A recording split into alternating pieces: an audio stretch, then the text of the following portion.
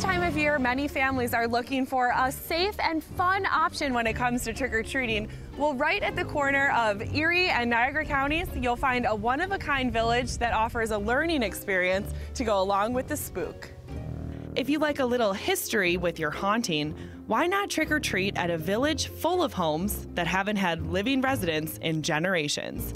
All of the houses in the Buffalo Niagara Heritage Village once stood somewhere else in Western New York, but each were uprooted and brought together with a single mission. These homes are relocated here, all from Western New York. We have 10 historic structures on 35 acres, and all the homes are refurbished for 19th century living to depict 19th century. So it's kind of feasible to think that there might be a ghost lurking around in one of these back rooms somewhere. Yes, it is, but each of the homes for the trick-or-treat this weekend are decorated differently. All right, we're gonna go get a sneak peek at some of them right now. Let's start with the origami house. Okay. The house right now is filled with lots of colorful, modern-looking Halloween decorations, but there's a lot of history to this structure, Jamie. Absolutely. This house was a 19th century farmhouse originally located on Dan Road in Amherst. So you can kind of tell, it's very small and tight living quarters, and a little bit spooky when it's not all furnished. But kids this weekend can come through and see the origami arts put out by heirloom artists. So it's a nice experience to kind of get the best of both worlds. From fold-up decorations to a truly hair-raising Halloween. Down the street, you'll find an old-time barbershop full of skeletons from the sea.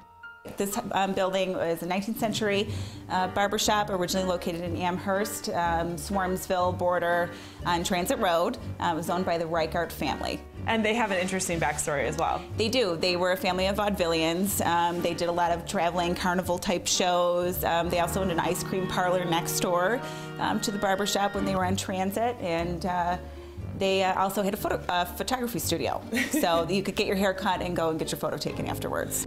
The last house on our mini tour has a Frankenstein theme, and the decorators had a ton of space to work with here, Jamie. Yes, the town of Tonawanda Girl Scouts generously donated their time and their efforts to come through and decorate as a Frankenstein theme in this house. And tell us about the house itself. Where is it from? Who lived here? This house was originally located in Williamsville, right in the village. It was owned by Joseph Elliott and his family. It's one of our larger homes in the village. What other kind of features does it have? It has a working kitchen, we heard. Yes, we actually have a replica kitchen in this house, and that kitchen serves as demonstrations for tours that come through. People can learn about cooking in the 19th century, the smells, the tastes, and experience what it was like to live in that time period. Frankenstein or not, it all sounds like a pretty solid setting for a really great ghost story. And the Buffalo Niagara Heritage Village is hosting its annual Halloween Trick or Treat tonight between 5 and 7:30 and tomorrow from 4 to 7:30. Make sure to call 716-689-1440 to make a reservation because spots fill up fast. But right now, we're heading